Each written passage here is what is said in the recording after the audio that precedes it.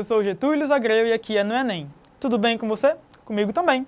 Bom, gente, hoje eu gostaria de falar com vocês sobre um dos meus filósofos que eu acho mais legal, assim, que é o Maquiavel. E eu acho ele mais legal porque Maquiavel é um nome que às vezes causa um arrepio, porque ao longo da história ele foi tipo meio que mal interpretado, tipo assim, eles interpretaram só uma parte do texto dele e ignorando o resto. Então não é à toa que hoje você escuta a palavra, nossa, fulano ou cicrano é maquiavélico, olha só como ele é mau. A palavra Maquiavel já é meio que associada a algo ruim, então vamos tentar desconstruir essa ideia um pouco buscando o que esse filósofo realmente pensava. E vamos começar como? Vamos começar falando sobre quem era Maquiavel. Vocês veem aí que o nosso amigo Nicolau Maquiavel era um filósofo italiano, nascido na cidade italiana de Florença, a mesma cidade do poeta Dante Alighieri. Nessa região da Itália, conhecida como Toscana, o idioma italiano foi revitalizado e hoje ele é o idioma standard de todos os idiomas italianos que são falados na Península Itálica hoje. Ou seja, provavelmente se você for aprender italiano em algum curso, como a Casa de Cultura ou outro, vocês vão aprender esse italiano, que foi o italiano usado pelo Dante Alighieri e pelo Nicolau Maquiavel. Dito isso, outra coisa importante que a gente tem que ter em mente é que a Itália, como nós conhecemos hoje, não existia na época do Maquiavel. Reinos como Portugal, Espanha, França e Inglaterra estavam mais ou menos bem estabelecidos, bem consolidados, mas duas grandes nações europeias estavam sem uma centralidade política.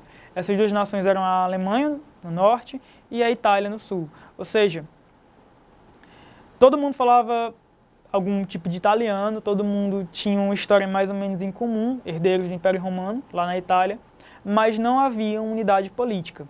Havia o reino de Gênova, o reino de Veneza, o reino de Nápoles, o reino de Milão, mas não havia coesão política. Não havia uma única Itália como a capital em Roma, como é hoje.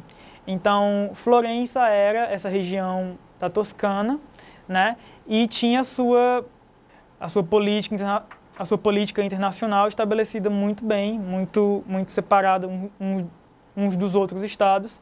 E o Maquiavel nasceu nessa cidade e se tornou, com o passar do tempo, um diplomata representando os líderes de Florença. Então ele ia para outras cidades, como Pisa, ou como Roma, ou até mais longe, representando os líderes, né, de Florença.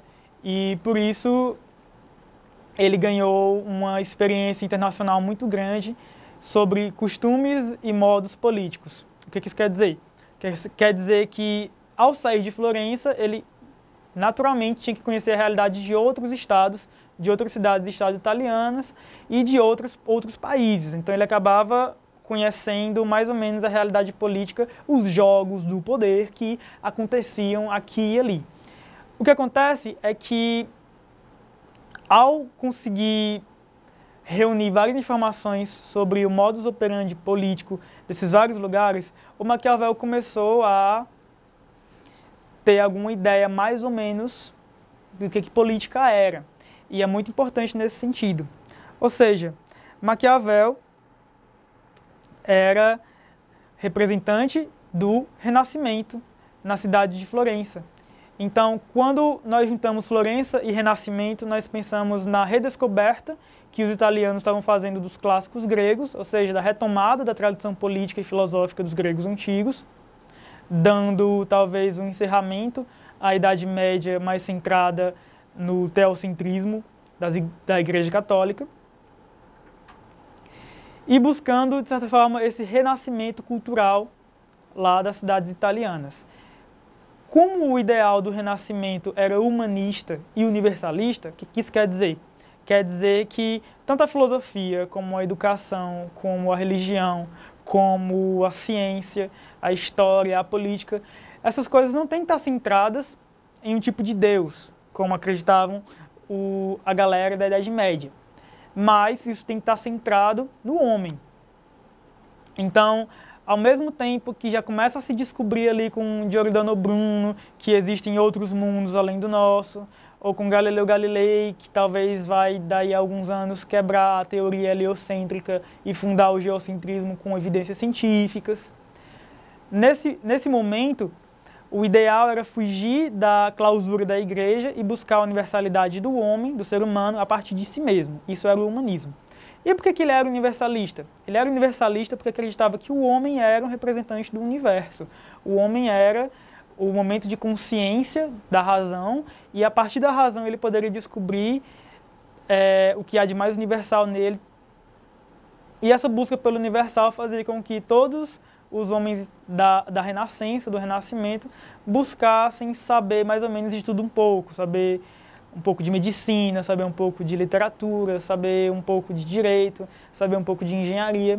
Não estou dizendo que todo mundo fazia tudo, mas estou dizendo que todo mundo buscava se interessar um pouco por tudo. Então foi uma época que realmente privilegiou o ensino, a educação, as universidades. E nesse sentido o Maquiavel estava nessa tradição, porque ele, além de ser filósofo, ele era diplomata, ele escreveu peças de teatro, ele escreveu poemas e ele fez um relato muito interessante sobre como a vida política da Florença, do século dele, acontecia. E isso é muito interessante. Aí no slide vocês veem uma representação artística da cidade de Florença na época do Maquiavel. Então vocês já imaginam que é uma coisa meio Assassin's Creed, em que cada pessoa meio que tem que dar conta da sua vida, tem que se proteger, e que não existe muita proteção legal para os mais pobres ou para aquelas pessoas que não têm poder. Então, meio que existe uma arbitrariedade dos poderosos, e cada um que se salve nessa história toda. Então, Maquiavel era um diplomata, representante do poder na época dele, mas que ao mesmo tempo enxergava essa faceta que esmagava tantas vidas e que era muito problemática. Então, é pensando nisso que ele escreve talvez um dos seus livros mais importantes, que é O Príncipe. A originalidade do livro O Príncipe acontece porque, talvez pela primeira vez na história da filosofia, a política é pensada como uma área separada de todos os outros campos do conhecimento filosófico. A política não deve mais nada à ética. A política não é, como nos gregos ou nos medievais, uma filosofia política de como as coisas deveriam ser. Não. A política é a filosofia política do que ela é. Ou seja, a reflexão teórica que o filósofo deve fazer sobre política não é ficar imaginando como as coisas seriam melhores se elas fossem melhores, ou que as pessoas deveriam fazer para tornar as coisas melhores. Isso tem muito mais a ver com o discurso da ética e da moral do que com a política. Então, o que o Maquiavel faz é, seguindo a tradição de ruptura com a igreja, seguindo essa tradição de ruptura com a própria tradição, o que ele faz é romper a tradição que ligava ética e política uma à outra. Então, ele talvez dá essa emancipação que a política precisava para se estabelecer, pela primeira vez, talvez, como uma área do conhecimento independente. Ou seja, a política não vai ser mais vista como a parte da filosofia ou da ciência que busca entender como os seres humanos deveriam agir, mas a parte da filosofia e da ciência política que vai entender como os seres humanos agem, o que eles fazem para garantir o seu poder, o que eles não fazem, e principalmente como que o poder é gerido a partir de dentro dele mesmo. Então, nesse sentido, o Maquiavel talvez seja o primeiro grande filósofo da Realpolitik. Realpolitik é uma palavra que vem do alemão, que significa exatamente o que você está pensando. Real é real e politik é política. Então é a política do real, a política das coisas, talvez de uma forma muito crua, de uma forma até meio sanguinária às vezes. Se vocês assistem Game of Thrones, isso não vai ser estranho para vocês. Mas política não tem a ver muito com respeito às normas ou ao prosseguimento de um julgamento justo. Mas política tem a ver com quem tem mais poder e como quem tem mais poder vai fazer para continuar tendo mais poder e o que ela vai precisar fazer para manter esse mais poder do que as outras pessoas. Ou seja, é uma guerra de tronos mesmo nesse sentido. Maquiavel viveu isso na pele, porque muitos dos líderes políticos a quem ele serviu acabaram caindo em prestígio e poder na Florença da época dele, obrigando a que ele fugisse para o exílio muitas vezes. Podia retornar, às vezes tinha que fugir de novo. Eram tempos difíceis. E o que esses tempos difíceis mostraram para ele é que possui muito mais sagacidade aquele que entende como as coisas são do que aquele que se perde nos devaneios de como as coisas deveriam ser. Então, esse livro que ele escreve, que está aí no slide que vocês estão vendo, O Príncipe, fala basicamente, não como o príncipe da Disney ou o príncipe encantado, mas essa liderança política, essa representação do Estado, o Senhor, né, o Senhor aqui na Terra, o príncipe, como que ele se estabelece e, uma vez estabelecido, como que ele se mantém. Então, o que Maquiavel está fazendo, minha gente, aí, é uma anatomia das estruturas do poder, mostrando como o poder é constituído por dentro, como ele se mantém enquanto poder e como ele convence aos outros que essa ordem deve ser a ordem a ser mantida. Então, essa anatomia feita pelo Maquiavel revela pela primeira vez um espírito científico muito interessado em descobrir o funcionamento das coisas, o funcionamento da ordem política, nesse caso, e fica como testemunho um relato que realmente é muito cru e muito direto de como as coisas aconteciam e o que os príncipes deveriam fazer. Nesse sentido, trata-se de Realpolitik. Quando a gente fala de Realpolitik, a gente está falando de como o Estado deve se organizar. E, embora muitas pessoas acreditem que Maquiavel foi muito sanguinário ao descrever como as coisas aconteciam, a gente meio que vive as ideias dele ainda hoje, a gente meio que concorda com o que ele falava ainda hoje.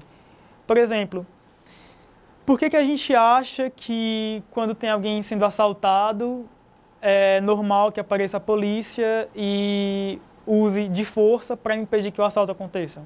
Eu concordo com isso, você também concorda com isso. A gente não quer que ninguém seja assaltado. E se alguém estiver sendo assaltado, é bom que isso pare e que a polícia venha e interfira, certo?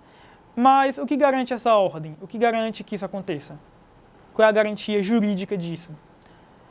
A garantia jurídica disso é que todos nós somos cidadãos, certo?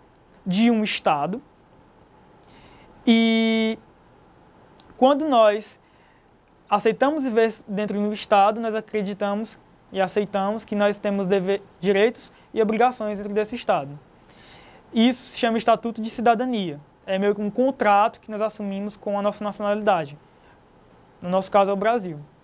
Então, quando a gente assume esse contrato com o Brasil, no nosso caso, mas poderia ser outro país, poderia ser outro Estado, quando nós assumimos esse contrato, uma das cláusulas dele é que o Brasil, enquanto Estado, detém, enquanto monopólio, o direito de uso da violência. O que é direito de uso da violência? É o Brasil poder ser violento com os brasileiros. E o que é monopólio? É só o Estado brasileiro poder fazer isso. Por exemplo, quando existe uma gangue ou uma facção criminosa e essa galera começa a enfrentar a polícia, surge aí em alguma comunidade um Estado dentro de outro Estado, certo? Então, é como se as leis brasileiras ou as leis do nosso Estado não servissem, não valessem para aquele lugar. Então, quando nós admitimos que outras forças exerçam o direito de violência, nós estamos dizendo que o Estado já não tem mais poder. Por isso que nós não devemos fazer justiça com as nossas próprias mãos, porque apenas o Estado pode fazer justiça. Isso é o que ele faz. Mas, nesse sentido, o direito de monopólio da violência quer dizer que o Estado, pelas próprias pessoas que vivem sob ele, tem o direito de exercer a violência sobre os seus cidadãos quando for necessário. Às vezes, é claro que o Estado abusa desse poder. A nossa história mostra vários casos de abuso de poder do Estado, como Canudos, por exemplo, ou a ditadura militar, que começou com o golpe de 64, ou várias outras coisas que acontecem que a gente vê a desproporção da força com que as pessoas são violentadas pelo Estado. Quando a gente fala em violência do Estado, a coisa deveria ser você ser proibido de entrar numa manifestação, o que já não é muito legal de entender, E não você ter o seu crânio partido por um policial, que está lá para garantir a ordem, mas acabou se exaltando e levou a isso. Mas, de todo modo, a ideia de que o Estado monopoliza a violência e o seu uso tem a ver com esse pensamento de Maquiavel, de que os príncipes poderiam ser violentos contra a sua própria população para garantir o poder.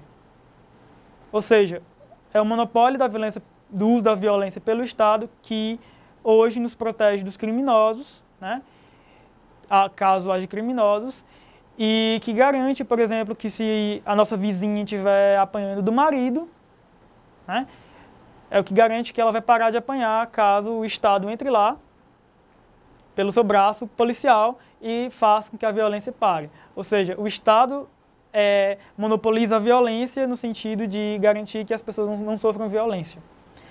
Nesse sentido, essa ideia surge com Maquiavel. E outra questão muito interessante pensada pelo Maquiavel, que já não diz tanto respeito a nós, é a questão do absolutismo. Ou seja, para o pensamento dele, que surgiu naquela época, uma liderança não pode repartir o seu poder sem perder a sua legitimidade. O Maquiavel aconteceu antes do Montesquieu, que pensava, por exemplo, na teoria dos três poderes. Ora, o Montesquieu pensava na teoria dos três poderes. Para Maquiavel, o que havia era um poder, o poder do príncipe. Então, nesse sentido, ele também fundamentava a ideia do Estado absolutista, de que o Estado possui amplos poderes sobre a sua população, que é uma ideia um pouco diferente da que nós temos hoje de Estado, certo? Então, a Realpolitik, que é a descrição da vida política como ela acontece e não como ela deveria acontecer, o monopólio da violência pelo Estado, que é a ideia de que o Estado pode, para garantir a ordem e a sobrevivência, exercer coerção e até mesmo violência contra a sua população, e o absolutismo, que é a ideia de que o Estado ele tem uma força de poder e apenas uma força deve exercer esse poder, foram as principais ideias do Maquiavel, que influenciaram e influenciam muitos pensamentos até hoje. Nesse sentido, vamos ver como foi essa questão do Enem colocada aí, como deveria ser uma questão do Enem, se ela tratasse do Maquiavel. Nasce daqui uma questão. Se vale mais ser amado ou temido que amado? Responde-se que ambas as coisas seriam de desejar. Mas porque é difícil juntá-las, é muito mais seguro ser temido do que amado, quando age de faltar uma das duas. Porque dos homens pode-se dizer, de uma maneira geral, que são ingratos, volúveis, simuladores, covardes e ávidos de lucro, e enquanto lhes fazem bem, são inteiramente teus. Oferecem-te o sangue, os bens, a vida e os filhos, quando, como acima disse, o perigo está longe, mas quando o perigo chega, revoltam-se. Diz aí o Maquiavel no seu livro O Príncipe. Ou seja, ele está dizendo que para controlar essa população que é feliz e grata num momento bom da economia, por exemplo, quando não há perigo, mas que se revolta quando essa felicidade se quebra, é muito melhor controlar essas pessoas pelo medo do que pelo amor, embora, claro, fosse melhor ter as duas coisas. Então, a partir da análise histórica do comportamento humano em suas relações sociais e políticas, Maquiavel define o homem como um ser. Dê uma olhadinha aí e tentem responder.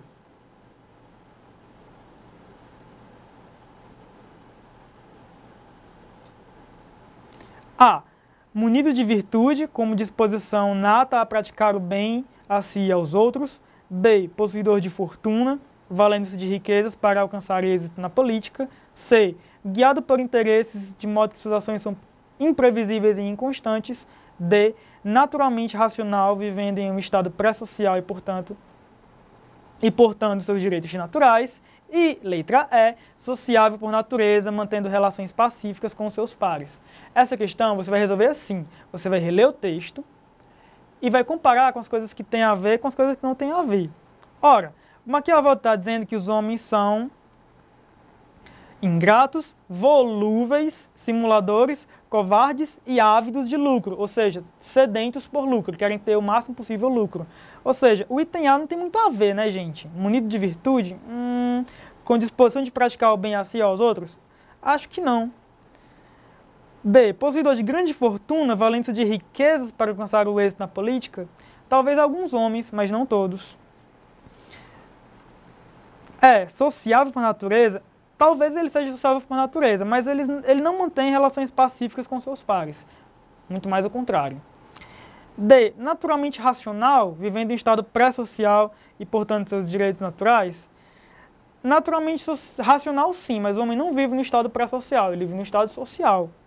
Então, os seus direitos não são tão naturais, mas seriam mais sociais. Restando, portanto, a letra C de cavalo. O ser humano é, descrito por Maquiavel, guiado por interesses, de modo que suas ações são imprevisíveis e inconstantes. Se você gostou, dê um like lá embaixo e compartilhe. Muito obrigado e até a próxima.